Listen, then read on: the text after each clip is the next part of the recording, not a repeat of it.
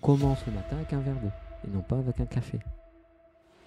Donc le sport, ne fait pas maigrir. Quelqu'un qui dort bien, c'est quelqu'un qui est capable de vivre longtemps. Quand on est concentré sur une tâche, le corps, on va oublier de respirer. Aujourd'hui, je reçois Stéphane, il est coach sportif et il nous explique ce qui, pour lui, constitue les éléments importants d'une bonne pratique sportive et les éléments qui constituent une bonne santé globale au quotidien pour notre esprit et pour notre corps. Bonne écoute. Toi, t'as déjà fait des interviews ou pas? Un petit peu, ouais. C'est-à-dire un petit peu. En fait, on me posait des questions à la radio et je répondais. T'es passé sur quelle radio? Sur Vanacam Réunion. Ok, C'est une radio qui est sur Saint-André. d'accord. Ça t'a plu cette expérience? Oui, beaucoup. Ok. Donc j'ai bien aimé parce que ça m'a permis d'exprimer un petit peu ce que je fais tous les jours en fait. Présenter mon métier et surtout par rapport au public. Expliquer aussi au public du coup ce que je fais et pour pouvoir donner quelques pistes pour atteindre des objectifs ou avoir des idées pour que les personnes puissent s'entraîner tout seules. Ou voilà, donc quel que soit, enfin on avait des thèmes et en fonction de chaque thème, je présentais le sujet pour avoir des solutions. Voilà. Ok. La personne qui m'a présenté à toi, elle m'a dit que tu étais coach sportive. Elle m'a dit que du bien de toi. Attentionné, pédagogue, motivé. Oui, il faut. Qu'est-ce qui, selon toi, fait. Donc, tu es coach sportif. Alors, j'ai quelques questions par rapport à ça. Qu'est-ce qui, selon toi, d'abord, fait la différence entre un bon coach sportif, si je peux dire l'adjectif bon, et un mauvais? Alors, pour moi, il n'y a pas de bon coach, il n'y a pas de mauvais coach. Donc, quand on est coach, pour moi, l'objectif, c'est d'aider la personne à atteindre ses objectifs. Après, chaque coach aura tendance à attirer, on va dire, certains types de personnes. C'est-à-dire que moi, j'aime bien le côté, comme tu dis, le côté relationnel, le côté physique, où on va vraiment faire du cocooning avec la personne.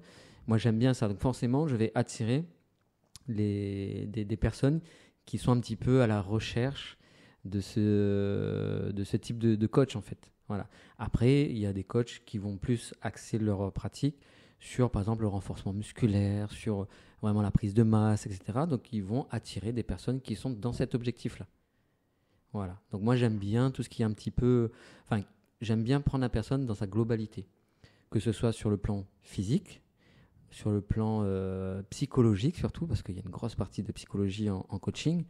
Et là, en fait, comme on est chez la personne, il y a comme une mise à nu, en fait. Il n'y a pas de filtre. En tout cas, mon objectif, c'est d'enlever tous les filtres pour voir vraiment qu'est-ce qui se cache derrière le masque, en fait. Donc, on fait tomber le masque pour qu'on puisse voir un peu le fonctionnement de la personne. Est-ce que justement, quand tu essaies de faire... c'est quoi la plus grande difficulté que tu rencontres quand tu veux... Une personne te dit, j'ai tel objectif. Par exemple, un objectif classique, généralement, c'est perdre de poids. Je veux faire ces 5 kilos. Et tu vois qu'il y a des difficultés. Qu'est-ce que tu as rencontré comme difficulté par rapport à ça et comment tu es parvenu à les surmonter? Alors justement, lorsque la personne, on parle sur un objectif de perte de poids, Yes. il y a toujours quelque chose qui se cache derrière ça. Donc en général, ce n'est pas que sur le plan alimentaire. Donc si c'était que sur le plan alimentaire, ça aurait été très facile. Donc la personne fait attention à ce qu'elle mange et forcément elle va perdre du poids. Donc elle n'a pas besoin de faire appel à un coach. Alors que la personne qui a essayé moult fois, plusieurs fois en disant oui, j'ai fait tel ou tel régime, ça marche pas, j'ai fait ça marche pas, donc j'ai pas d'autre solution. Est-ce qu'il y a d'autres solutions pour que je puisse perdre ce poids-là et surtout rester à un poids de forme? Donc moi, mon objectif, je suis un petit peu un enquêteur, je veux voir un petit peu qu'est-ce qui fait défaut. Est-ce que c'est le côté stress? Est-ce que c'est le travail? Est-ce que c'est la vie de famille? Est-ce que c'est un stress qui est plutôt endogène, c'est-à-dire que le stress vient de la personne même? Donc mon objectif, c'est ça, c'est de mettre le doigt sur quelque chose en fait qui fait dysfonctionner, qui fait dérailler un petit peu la machine. Et quand quelqu'un est stressé, donc le corps en fait, il va se bloquer et on va avoir par exemple une mauvaise assimilation. On va avoir on va moins brûler les graisses. Donc tout ça fait que la personne va prendre du poids. Et après, on peut avoir d'autres objectifs qui en découlent de ça. Mais moi, je suis un peu l'enquêteur qui va chercher un petit peu qu'est-ce qui tourne par rond, on va dire. D'accord. Et est-ce qu'il y a un coaché où tu t'es dit là c'était vraiment pas facile Oui, bah justement, lorsque ça coince, c'est en fait où la personne a du mal en fait à se lâcher. À se lâcher dans le sens où à se mettre face à un miroir en disant « Ah, je suis comme ça, est-ce que je l'accepte ou pas ?»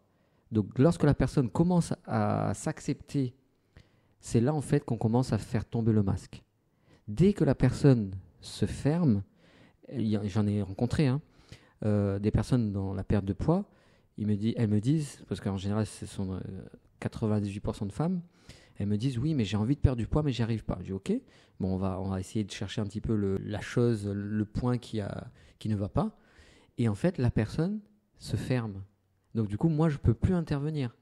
Donc si la personne ne s'ouvre pas, on va dire ouvrir son cœur, voilà, donc c'est très imagé, mais si la personne n'ouvre pas son cœur et ne fait pas tomber le masque, à ce moment-là, je ne peux strictement rien faire. D'accord. Donc c'est là où en fait où la personne est en échec parce que elle ne comprend pas pourquoi elle ne perd pas de poids, et moi je lui dis écoutez, justement si vous gardez le masque, moi je ne peux pas intervenir. Si vous faites comme dans la vie de tous les jours, donc si vous fonctionnez comme vous avez toujours fonctionné, avec moi ça va être pareil. Donc du coup le résultat que vous avez eu jusqu'à présent, c'est de ne pas perdre de poids, ça va continuer comme ça. Donc voilà, c'est l'un des critères où ça ne fonctionne pas. Oui, il y a cette phrase connue, je crois que c'est de Einstein, qui dit justement la folie, c'est de répéter les mêmes choses et espérer des résultats différents. Exactement, okay, c'est exactement ça. On fait toujours les mêmes choses et on veut des résultats différents. Par rapport à est-ce que tu as justement des petits mécanismes pour aller essayer de chercher des déblocages pour l'acceptation de soi et pour que tu puisses intervenir? Alors justement, c'est là où l'activité physique rentre en jeu. Oui, c'est comme me disait mon prof de danse, pour s'émouvoir, il faut se mouvoir. Donc en fait, je vais mettre la personne dans des conditions de mouvement, je vais mettre dans des conditions de réussite ou d'échec pour voir comment la personne fonctionne. Et en fonction de son retour, je vais adapter le coaching par rapport à ça. Donc si je vois que la personne, dans son discours, en fait, le geste ne trompe pas. Donc on a un langage verbal, mais on a aussi le langage corporel. Donc le corps me parle, donc la personne peut dire « Ah là, je suis bien », alors que son corps dit « Ah là, je ne suis pas bien, je suis mal ». Ouais. Donc moi, je vais décoder un petit peu le langage corporel pour pouvoir adapter le coaching. Et du coup, en fonction de ça, je vais mettre la personne face à ses difficultés ou face à ses craintes, face à ses peurs. Et à travers l'activité physique, elle va, par exemple, un exemple simple, la personne manque de confiance en elle. D'accord ? Donc, je vais mettre en place des activités où elle va réussir à faire les choses et elle va se dire ah oui mais au final je suis capable de faire ça, et depuis son enfance elle s'est toujours dit je suis nul, j'ai jamais été bon en EPS, et en fait elle a gardé cette image là depuis tout petit jusqu'à l'adolescence, voire à l'âge adulte, et elle va fonctionner toute sa vie comme ça. Et moi je suis là pour déprogrammer un petit peu tout ça. C'est paradoxal quand même, parce que généralement les personnes qui justement demandent un coaching, elles sont déjà dans un processus de changement. Parce qu'il faut quand même le faire, cette étape-là, d'aller se dire ok, je vais le faire, je vais investir dedans, et elles s'arrêtent finalement au moment où ça commence. C'est ça, c'est exactement ça. C'est-à-dire qu'en fait, elles ont fait déjà le premier pas, qui est le plus dur. C'est comme si le matin on se lève, on n'a pas envie de faire du sport, voilà. Mais une fois qu'on est dedans, c'est parti. Mais c'est le premier pas qui est dur. Donc elles font le premier pas. Et après, on a plusieurs pas à faire. Donc après, il faut savoir courir. C'est vrai. Donc sans faire de jeu de mots. Donc c'est exactement ça. C'est-à-dire qu'on commence par marcher et après on court. Donc l'objectif, c'est ça. Ouais, en fait, à chaque étape, ça va être aussi difficile et ça va être toujours difficile. Et sur le long terme, encore plus. Parce que moi, je dis toujours, si ça aurait été vraiment facile, tout le monde pouvait le faire. Ah, mais ça, c'est clair.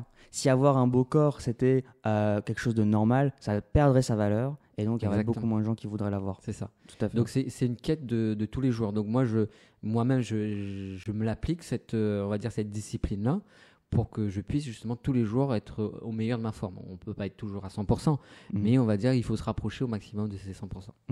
Je me suis intéressé un petit peu à la nutrition et j'ai lu beaucoup de choses par rapport à ça. Et ce que je ressors, c'est que la seule manière, puisqu'on a parlé de la problématique de perte de poids, la seule manière de perdre de poids, c'est la balance calorique. Est-ce que c'est vrai ou c'est faux? Ou tu peux pas dire ça comme ça? Tu ne peux pas dire ça comme ça. Alors, il y a du vrai et il y a du faux. Ok. Alors, comme on disait tout à l'heure, si la personne a un métabolisme normal qui fonctionne bien, effectivement, là, si on part sur la balance calorique, tout va bien fonctionner. Parce que le corps, il ne faut pas oublier qu'on a un système de digestion, un système d'assimilation et un système d'élimination. Donc, si le système d'assimilation ne fonctionne pas bien, forcément, la personne sera en carence et le mécanisme de perte de poids, on reprend cet exemple-là, ne va pas se faire. D'accord? Donc, du coup, l'argument que tu avances n'est pas correct. Donc, effectivement, donc, si la personne fonctionne bien, il n'y a pas de souci. Mais aujourd'hui, on va dire 90% des gens qui ont des problèmes de perte de poids, il y a une dysbiose qu'on appelle une dysbiose intestinale. Ah oui? Ouais. Donc en fait, si tu veux, je ne sais pas si tu t'es renseigné au niveau du système digestif. Donc on a des bonnes bactéries, on a des mauvaises bactéries. Donc nous, on n'est pas capable de digérer les fibres alimentaires tout seul. Donc ce sont les bonnes bactéries qui vont digérer ces fibres-là. Donc on assure un petit peu le logement, ok? Et eux, en contrepartie, ils vont digérer les fibres, ils vont libérer les vitamines et les minéraux, donc que nous, on va réintégrer. Et eux, ils vont digérer, ils vont manger les fibres. Donc c'est ce qu'on appelle une symbiose. Okay. Voilà. Donc lorsque ça fonctionne mal, on appelle ça une dysbiose intestinale. Donc tu vois, donc, si on régule l'alimentation et que derrière la flore intestinale n'est pas régulée, forcément la personne ne va pas réussir à atteindre ses objectifs, en tout cas rapidement. Voilà. Donc il faut vraiment mettre en place des systèmes où la personne va avoir toutes les conditions, on va dire tous les feux verts pour pouvoir atteindre leur objectif. Donc en fait, ce que tu es en train de me dire, c'est que la balance calorique, c'est important parce qu'il y a un ordre de grandeur, mais il y a une condition physiologique qui est là et qu'il faut prendre en compte parce que pour un individu, peut-être que 1500 calories, sur le papier, ça va correspondre à beaucoup plus ou éventuellement beaucoup moins.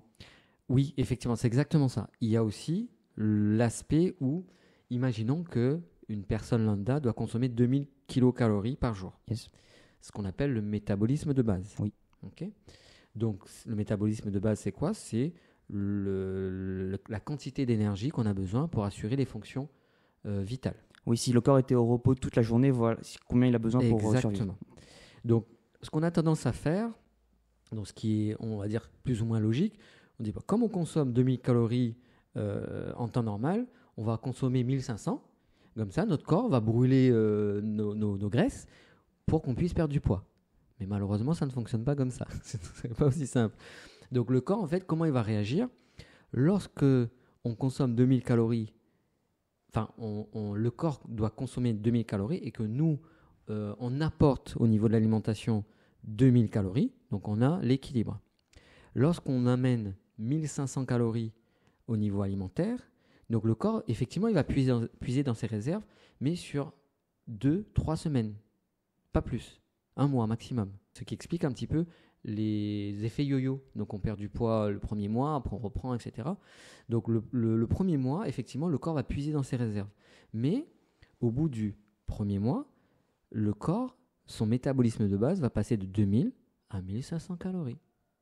Donc c'est pour ça que les personnes vont reprendre du poids après. Donc l'objectif, moi j'ai une stratégie par rapport à ça. Effectivement, au début, on peut avoir une restriction calorique. D'accord? Mais au tout début. Après, on équilibre. L'objectif, c'est d'apporter 2000 calories, mais d'en dépenser à côté pour que la balance se rééquilibre. Il ne faut surtout pas créer de carence. L'objectif, c'est ça. Parce que si le corps fonctionne avec 2000 calories, on apporte moins. Sur le long terme, on va créer des carences, on va créer une faiblesse et le corps va redescendre à 1500 calories. Oui, tout à fait. C'est pour ça que maintenant, ça me revient en tête. Les personnes qui disaient ça, elles disaient toujours créer un déficit calorique, oui, mais très léger. Exactement. Il faut que ça soit supportable pour le corps. Ouais, parce qu'en fait, sur le long terme, à un moment donné, comme tu m'as dit, 2-3 semaines, 1 mois, et en fait, le corps, après, il va redemander de la nourriture, encore plus même. Et après, c'est ce que tu disais, conséquence, effet yo-yo. Voilà. Ok, c'est vrai. Ça te parle. Ça- ça Là, me on parle, fait, ouais. voilà, quand tu fais des liens comme ça, donc Ouais. c'est très simple au final. Euh, Mais il faut avoir les informations. Par rapport à, donc on a parlé calories pures, mais une calorie n'est peut-être pas équivalente. Il n'y a pas d'équivalence dans les calories entre les autres. Je prends un exemple. Les calories ingérées suite à l'ingestion d'un légume, d'un fruit, c'est pas la même chose que suite à l'ingestion d'une chips ou des frites. Ah bah oui. Donc en fait, on parle de calories, mais il faut savoir qu'est-ce qui apporte les calories. Donc on a les glucides, donc tout ce qui est sucre, on a les protéines, donc tout ce qui est viande, etc. Et donc, protéines, lipides et glucides. Donc lipides, ce sont les graisses. D'accord. Donc pour, on va dire, les muscles vont consommer essentiellement des glucides. D'accord. Donc l'objectif, on reprend toujours la perte de poids. Donc l'objectif, c'est qu'on puise dans les graisses, dans les tissus adipeux. D'accord. Donc lorsqu'on fait une activité physique, moi je me cale aussi sur la fréquence cardiaque. Si on a une fréquence cardiaque trop élevée, on va puiser dans les muscles. D'accord. Donc ça D'accord. c'est très important. Ok, ok. Lorsque la fréquence cardiaque est correcte, donc on parle de phase aérobie, Ouais. c'est-à-dire qu'on est en oxygénation, nos muscles utilisent l'oxygène pour se contracter, pour travailler. Ça correspond à peu près à la zone 2? La zone, La zone 2? oui, donc tu as la zone 1 ou la zone La c'est zone normal. sans effort. Voilà, Voilà. tu as la zone aérobie et tu as la zone anaérobie. Oui. Ok. Donc c'est très important de regarder quand on fait une activité physique, ses pulsations. Et tout dépend de l'objectif. Si quelqu'un veut, je ne sais pas, perdre de la masse musculaire, oui, effectivement, là, on va faire des exercices assez intenses pour pouvoir puiser dans les muscles. Donc, si on veut travailler sur la perte de gras, de tissu adipeux, donc là, on va travailler sur une fréquence cardiaque qui est moyenne. Donc, on va faire à peu près entre 60 et 75% de la fréquence cardiaque maximale. D'accord. Donc, je rappelle, la fréquence cardiaque maximale, c'est 220 moins l'âge, à peu près, à plus ou moins 10 battements. D'accord. Donc, on est à peu près entre 60 et 70% de la FC max. C'est là, en fait, où on va utiliser les graisses, à partir d'une trentaine de minutes. D'accord. Voilà. Ok. Non, mais c'est intéressant parce que je pensais que justement les entraînements modérés aussi consommaient les graisses au bout d'un moment. Les entraînements modérés, ça Ouais. dépend à quelle fréquence cardiaque tu travailles. Quand tu es entre, on va dire entre 120 et 150.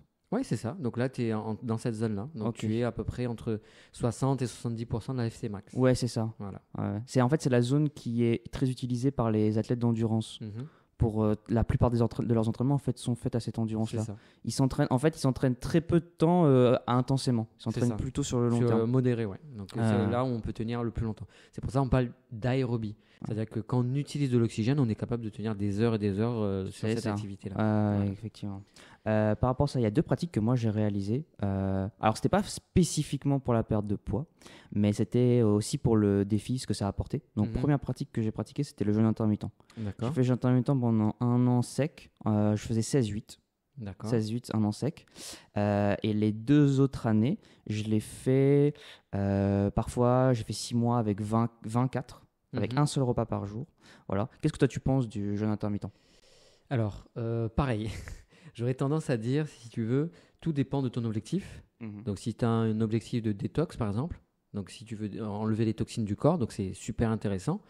Mais imaginons que quelqu'un qui a une énergie vitale, j'appelle ça énergie vitale, hein, donc c'est vraiment l'énergie, on va dire, que la personne possède.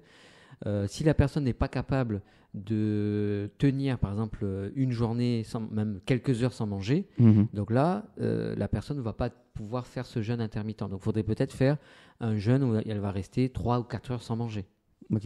Donc, il y a des personnes comme ça, elles ne peuvent pas rester longtemps sans manger. Ah oui. Il faut qu'elles apportent de l'alimentation, des nutriments pour pouvoir tenir. Donc, tout dépend de la capacité de la personne. Il y a des personnes qui peuvent rester une semaine sans manger. D'accord ? Donc, tout dépend du corps de la personne.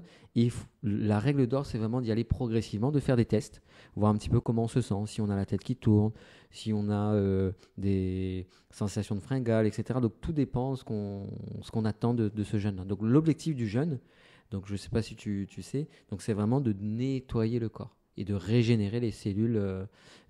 On appelle ça, je cherche le mot. Cancéreuse? Non, c'est justement d'éliminer les cellules cancéreuses et de régénérer les cellules souches. Ok. Voilà. Ok, Donc, il y a les dernières études montrent que le corps est capable d'en fabriquer de nouvelles cellules souches. Et avant, on pensait que c'était fini.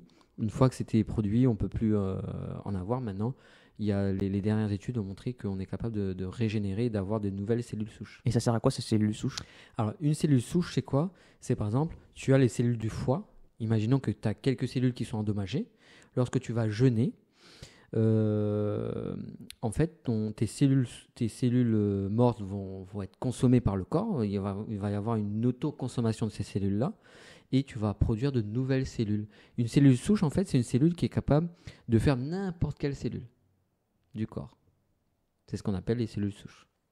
D'accord, ok. Donc Voilà. c'est très importante pour la régénération de l'ensemble du tissu cellulaire. Très important. Ok. Alors, par rapport aux jeunes, il y a un concept à intégrer. Mhm. Si tu veux, rien ne se perd, tout se transforme. D'accord? Donc, on a dû entendre ça. Lavoisier. Voilà. Donc, en fait, le corps, on a l'énergie. Quand l'énergie est au niveau du système digestif, l'énergie va délaisser un petit peu les autres parties du corps. C'est pour ça que quand tu fais du sport, par exemple, toute l'énergie que tu possèdes va aller vers les muscles. Donc, ça va délaisser un petit peu l'énergie digestive. Donc, c'est pour ça qu'il est déconseillé de faire du sport juste après un repas. Et inversement. Oui. D'accord? Et quand l'énergie est sur le côté cérébral, donc ça va aussi délaisser la partie digestive. C'est pour ça que après un bon repas, on a tendance à somnoler un petit peu parce que on est moins concentré, on est moins attentif. Voilà. Donc c'est pour ça que lorsqu'on jeûne, on va laisser un petit peu l'énergie digestive de côté et l'énergie digestive va être consacrée à l'énergie de la régénération et de l'élimination. Ah, ok. Voilà. Ok. Ouais. Et ça, je rebondis juste sur ce que tu m'as dit. C'est pour ça que les athlètes d'endurance, quand ils font des ultramarathons, par exemple le Grand Raid, t'as déjà fait le Grand Raid ou pas? Non, pas encore. Pas encore. J'ai fait des trails, mais T'as pas fait le le Grand trail. Raid. Ok. Bah, ils s'entraînent justement à manger pendant l'effort C'est pour ça. habituer petit à petit leur estomac à pas perdre cette énergie pour les muscles Voilà. pendant qu'ils digèrent. Donc en fait, si tu veux, donc le corps, il y a un entraînement, donc il faut C'est ça. qu'on s'entraîne pour ça. Et ces athlètes-là, en général, lorsqu'ils vont s'alimenter, ils vont pas s'alimenter de choses trop solides. Ça va être plutôt liquide, donc ils vont prendre tout ce qui est salé, tout ce qui est sucré, etc., mais sous forme liquide. Pourquoi liquide, pardon, au lieu de solide? Parce que c'est plus facile à digérer, ça demande moins d'énergie. Tout Ouais, simplement. Tout à fait. Ou alors sous forme quasiment de soupe, quoi. Voilà, Voilà. semi-solide. Donc, Semi-solide, voilà, donc c'est exactement. pas complètement. Voilà. On va pas manger un rougail saucisse, par exemple. Ah ouais. Même à la fin, après un long effort, si tu manges n'importe quoi, C'est ça. ça passe pas du tout. C'est ça. Deuxième pratique que j'ai faite, le régime cétogène. Qu'est-ce que tu en penses, toi? Je l'ai pas testé encore, Ok. mais je pense qu'on l'a déjà fait de façon inconsciente. Ah, mais tu sais que c'est le régime des bébés? C'est ça. Ou lorsqu'on est malade. Oui. Donc, Oui. Ou lorsqu'on jeûne. ou lorsqu'on Très jeûne. longtemps. Très longtemps. Donc en fait, je pense que ça peut être bénéfique pour le corps. Pareil, ça dépendra de l'hygiène de vie de la personne et surtout de l'énergie vitale. Donc si la personne est capable de tenir ce régime-là, il n'y a pas de souci. La seule limite, j'aurais tendance à dire, c'est une limite psychologique. Ah, mais ça, c'est le plus dur. Et en fait, c'est un peu le cercle vicieux parce que, alors, on reprend le cadre. Ouais. Donc, tu as quelqu'un qui fait un régime cétogène. Donc, on rappelle le régime cétogène, pas de sucre. Ok? Donc, quand quelqu'un est stressé, il va mobiliser son cerveau. D'accord? Et le cerveau, le premier carburant du cerveau, c'est quoi? Le glucose. Le glucose. Donc, plus on va stresser, plus on va demander du sucre. Donc du coup, voilà. Donc l'objectif avant d'entamer ce genre de régime-là, l'idéal, c'est justement de faire calmer un petit peu le mental et après de pouvoir faire ce genre de régime. C'est intéressant ça. Tu vois? Donc c'est un petit peu comme ça. Le coaching, c'est ça en fait. C'est la logique. Tu dis, bah, écoute, là, tu as tel ou tel objectif. Qu'est-ce qu'il faudrait faire en amont pour préparer le terrain, pour avoir une bonne base, une bonne fondation, pour pouvoir après monter la maison, monter ce qu'on veut dessus, mais la base doit être bien solide. Alors tu me parles justement d'énergie mentale, de disponibilité. Comment toi tu fais au quotidien pour justement, comme tu dois voir beaucoup de gens, tu dois te déplacer en même temps, pour garder la forme, trouver le temps de faire du sport de ton côté et arriver avec de la bonne énergie? Alors, c'est ce qu'on appelle la discipline. C'est comme toute activité, il faut avoir une discipline. Donc, le matin, par exemple, je me lève. Déjà, pas de téléphone portable. D'accord? Ça, c'est très, très important. J'ai déjà fait l'expérience. En utilisant le téléphone portable le matin et en n'utilisant pas le téléphone portable dès le réveil, parce qu'il y en a qui dorment avec, qui se lèvent avec. Donc, vraiment, être déconnecté par rapport à ça. Donc, se lever en ayant toujours une phrase positive. Ok. Donc se dire, oui, c'est une belle journée, je me sens bien, je vais passer une belle journée, etc. Donc après, je fais une petite toilette tranquillement. Et après, je fais mon activité physique. Donc je réveille mon corps en douceur. Donc la première chose à faire avant de faire l'activité physique, je bois un grand verre d'eau, Ok. température ambiante, pour déjà réveiller le système digestif, réveiller tout le corps, etc., etc. Il faut savoir que quand on dort, le corps, en fait, il est complètement relâché, il est détendu, il est plus souple. D'accord ? Ouais. Et le soir, en fait, le corps va utiliser l'eau pour relâcher les muscles, relâcher tout ce qui est articulaire, les tendons, etc. Donc, c'est le moment où le corps se réhydrate. D'accord ? Donc, tout l'eau va être utilisée du système digestif. Donc, quand on se lève, normalement, on est un petit peu déshydraté parce qu'on a utilisé cette eau. D'accord ? Donc, l'objectif, c'est de réhydrater le corps. Donc, on commence le matin avec un verre d'eau et non pas avec un café. Parce que le café, c'est un diurétique. Donc, ça enlève l'eau du corps. Donc, si vous commencez votre matin, le matin, la première chose que vous faites en buvant un café, vous allez à l'encontre de votre physiologie. Vous êtes en train de vous déshydrater. D'accord ? Donc, ça, c'est très important. Après, donc, je fais mon activité. Donc, je fais un peu de cardio, donc modéré toujours, un peu de vélo, un peu de rameur, un peu de corde à sauter, un petit peu. Donc, tranquille. Hein, ok ? Et après, je fais un exercice de renforcement. Donc, tous les matins, je cible une zone différente. Ça peut être un jour, ça peut être les cuisses, l'autre jour, ça peut être les bras, après les abdos, etc. Mais c'est 20-25 minutes par jour. Pas plus. Et après, douche, je prends mon petit déjeuner. Donc, en général, je prends une banane ou 2 bananes, je mixe, je mets des amandes, je mets des fruits, je mets dedans, je mixe ça et je bois ça sous forme de shake. Voilà. Ok. Donc, il faut savoir que les oléagineux apportent les protéines, les lipides et la banane va apporter les glucides. Donc j'ai un petit déjeuner complet. Avec quelques micronutriments dedans au passage. Et les micronutriments. Voilà. Ok. Tu mets pas de protéines dedans? Bah, les protéines, c'est les amandes. Ah oui, T'as tu les mets avec les voilà. amandes. Oh, ok, d'accord. T'as les amandes qui apportent beaucoup de protéines. Est-ce que c'est vrai que les protéines végétales, on les assimile moins bien que les protéines animales? Moi, j'aurais tendance à dire que c'est complémentaire. Hein, donc il faut en manger des deux. Ok. Donc pas privilégier un que l'autre parce que on a l'histoire de la vitamine B12 qui est apportée par les protéines animales. D'accord, la vitamine B12 sert à tout ce qui est l'oxygène, hein, donc production de fer, etc. Donc très important d'en avoir. Si il y a des personnes qui sont végétariennes, donc là complémenter en vitamine B12, hein, ça c'est très important. Ok. Et est-ce que cette routine-là, tu la maintiens tous les jours de la semaine? Sauf le week-end. Sauf le week-end. Ok. Donc je m'autorise le week-end à profiter de la famille, parce que j'ai des enfants et une femme, voilà. Ok. Donc c'est important aussi d'avoir le côté social, parce que si tu fais trop, tu vas être à l'extrême. Donc quand on est à l'extrême, on est mis un peu de côté. Ah ça. Donc tu sais de quoi je parle. Ça, c'est clair. Donc la semaine, j'aime bien, hein, parce qu'en fait, le fait de se retrouver, je me lève tôt le matin, pour pouvoir avoir ce calme-là, en fait. Quand on se lève avant tout le monde, on a le privilège d'avoir la maison pour nous. Il n'y a pas de bruit, on peut entendre les oiseaux chanter, on voit le lever du soleil. Donc c'est très calme. Et du coup, moi, ça m'apporte un calme intérieur, en fait. Et du coup, là, je commence ma journée et j'enchaîne comme ça jusqu'à 20h le soir. Ok. Et après, le soir, tu te couches à quelle heure? En général, vers 22h, 22h30. Ah oui, ok. Donc ça fait des grosses journées. Ouais. Mais c'est bien, la 22h30, c'est la bonne heure pour aller dormir, en plus. Oui, c'est l'heure, on va dire, normale. Tu as 6-7 heures de sommeil, c'est suffisant. Et est-ce que c'est vrai qu'un sommeil qui est fait à 1 ou 2 heures du matin est moins réparateur qu'un sommeil qui est commencé à 22 heures? Alors, j'aurais tendance à dire encore, ça dépend des personnes. Donc, il y a des personnes qui vont dormir 4 heures et avoir un sommeil... En fait, tout dépend du cycle. Il faut avoir des cycles complets. D'accord. Un cycle de sommeil, c'est 1h30. D'accord? En général, donc si on fait 3 ou 4 cycles, en général, l'idéal, c'est 5 cycles d'1h30. D'accord? Ça te fait à peu près 6-7 heures de sommeil. Donc, si quelqu'un et bien après 4 cycles de sommeil, pourquoi pas? Donc tout dépend du métabolisme. Donc imaginons que quelqu'un a des micro-réveils pendant la nuit, il faudrait peut-être plus de cycles. Si quelqu'un n'a pas de micro-réveil dans la nuit, a des cycles profonds bien réguliers, etc., 4 heures, ça suffit. Hein. Donc comme je dis, ça dépend. Super. Dans ta routine, tu fais un peu de méditation ou pas? Oui.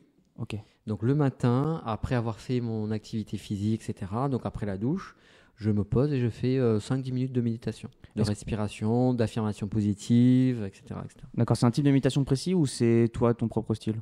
Ça dépend, c'est en fonction des envies. Donc Ok. des fois j'ai envie de réciter des mantras, je récite des mantras. Des Ouais. fois je fais des mantras en sanskrit. Oui. Voilà. Ou sinon en français aussi. Donc voilà, donc c'est variable en fait. D'où est-ce que tu as découvert la pratique de la méditation? C'est déjà pour moi-même. En fait, je suis à la base, j'étais quelqu'un d'hyper anxieux. Ça n'a pas l'air comme ça. Ouais, donc j'ai fait un gros travail là-dessus. Et si tu veux, j'étais très très introverti. Je me rappelle encore la première fois où c'était dans une fête et on m'a demandé en fait de présenter. Il y avait des groupes qui allaient passer, des chanteurs et tout, et on cherchait un animateur. Et j'ai levé la main, je sais pas pourquoi j'ai levé la main. Et on m'a dit oui, bah tu vas présenter ça. Il y avait une petite fiche et tout. On m'a dit ouais, tu vas présenter tel ou tel truc avant leur prestation.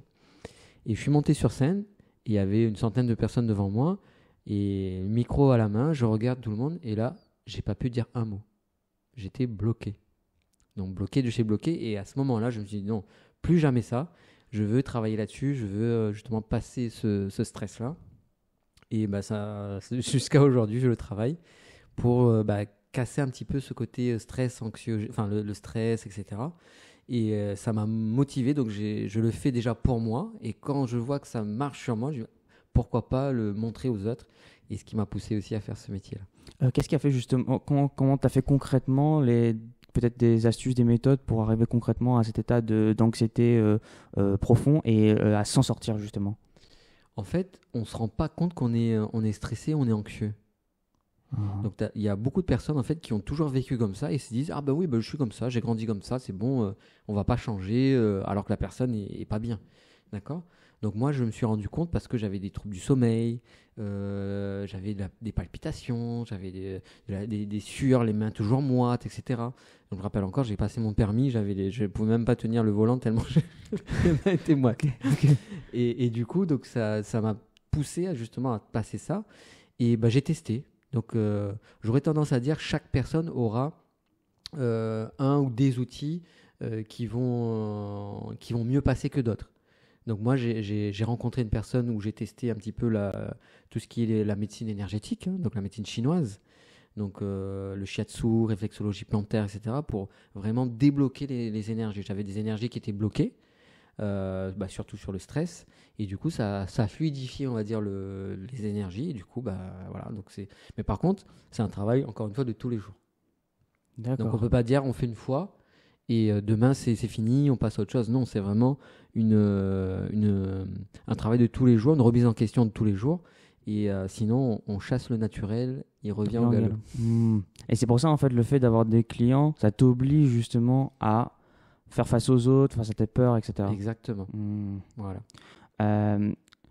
Qu'est-ce qui, selon toi, une croyance populaire répandue dans le monde du fitness qui, pour toi, c'est pas pertinent de l'enseigner comme ça, et comment qu'est-ce que toi tu dirais à la place? Il y en a une qui te vient en tête. Alors, ce qui vient en général, les premières séances, quand je rencontre une personne, la personne me dit toujours « Ah oui, mais on va faire que du sport ». En fait, c'est ça le biais, c'est que les personnes vont associer le sport, en fait, ils vont dissocier le sport de tout le reste. Donc le sport, ne fait pas maigrir. Okay, le sport permet de faire fonctionner correctement la machine, d'être plus endurant, d'être plus résistant, d'être plus alerte, mais le sport ne fait pas maigrir. Okay, et intégrer ce sport-là dans la vie de tous les jours. Ça doit être comme si on se brossait les dents, comme si on se lavait, etc. Donc ça doit être intégré dans nos habitudes de vie, en fait. Voilà. Donc on a tendance à dissocier un petit peu ça, à mettre le sport, on dit, bah, là c'est le sport, là c'est l'alimentation, là c'est la psychologie, là c'est la famille, alors que non, c'est un ensemble. Quand on est bien dans son corps, on est bien dans la famille, on est bien au travail, on est bien avec soi-même. Le plus important, c'est bien d'être bien avec soi-même. D'accord. Et pour garder cet équilibre de bien avec soi-même, qu'est-ce que routine de tous les jours, est-ce que tu as autre chose? Hydratation, Ouais. d'accord, parce que le corps est composé de 70% d'eau, donc très très important de s'hydrater régulièrement, ok, donc boire régulièrement le matin au réveil et le soir au coucher, toujours un verre d'eau le matin au réveil et un soir au coucher, et après boire régulièrement dans la journée, boire en dehors des repas. Oui, parce que le fait de boire pendant les repas, ça altère la digestion. Ouais, parce que ça va diluer un petit peu la concentration de tout ce qu'on a au niveau de l'estomac, l'acide chlorhydrique, etc. Donc ça va diluer le bol alimentaire et du coup on va avoir une moins bonne digestion, on va dire. Ouais. Alors, par rapport à l'hydratation, justement, j'aimerais ton avis. J'ai l'impression que la surhydratation non plus, c'est pas optimal. Parce que si tu bois trop d'eau, après tu peux diluer justement les micronutriments. Oui, exactement. Donc ça, c'est un aspect très important. Si tu veux, l'eau, qu'est-ce qui permet au corps de retenir l'eau? Le sel. Le sel. Donc pas le sel de table, ok.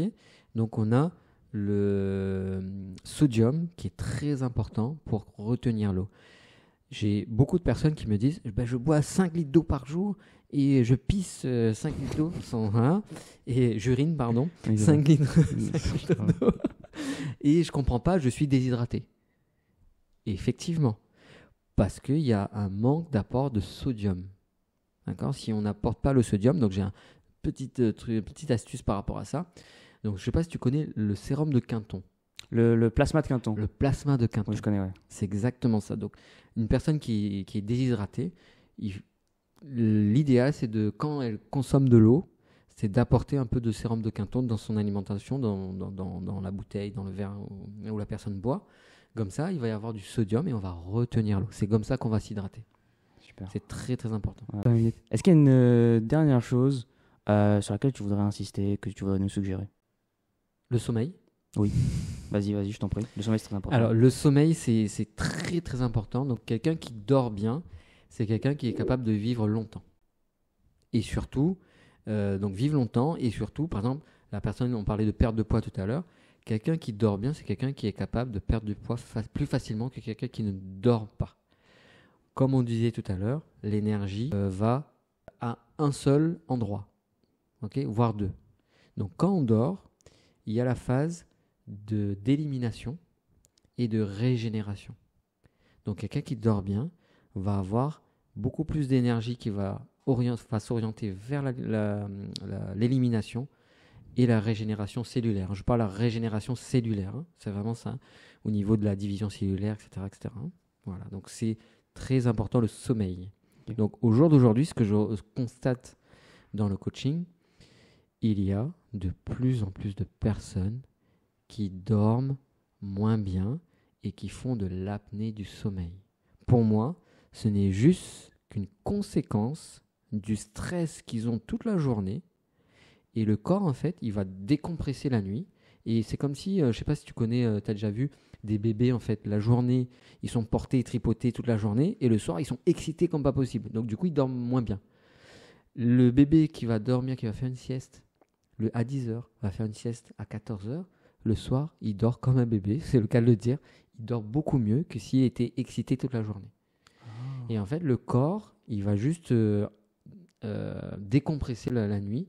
Si on a préparé notre nuit, ce que je conseille aux personnes, c'est avant de dormir, c'est comme si en fait on digérait toutes les émotions qu'on a eues sur la journée. Et une fois digéré, là on est capable de bien dormir. Donc ce qu'il faudrait faire, soit faire une activité modérée ou légère avant de dormir, ou de la méditation, ou du yoga, et surtout un travail sur la respiration. Parce que lorsqu'on respire correctement, forcément, le corps va reproduire ce qu'on fait la journée, la nuit. Un cas simple. J'ai une personne, par exemple, qui travaille, qui est comptable, donc hyper concentrée, hyper focus la journée, et le soir, la personne va faire de l'apnée du sommeil. Pourquoi ? Parce que la journée, il va faire aussi de l'apnée du sommeil, parce qu'il est hyper concentré, une étude montre ça. Quand on est concentré sur une tâche, le corps, on va oublier de respirer. Et du coup, le soir, il va reproduire ce schéma-là. Donc, c'est très important d'avoir une routine au niveau de l'alimentation, mais aussi au niveau de la respiration. Super. Écoute, super. Merci beaucoup pour cet entretien, C'est Stéphane. moi. Je mettrai les liens dans la description si on veut te suivre, si on veut te contacter éventuellement. Voilà, je pense que ce sera top. Allez avec Stéphane, je vous recommande. Et voilà, on termine là-dessus. Merci beaucoup en tout cas. Merci.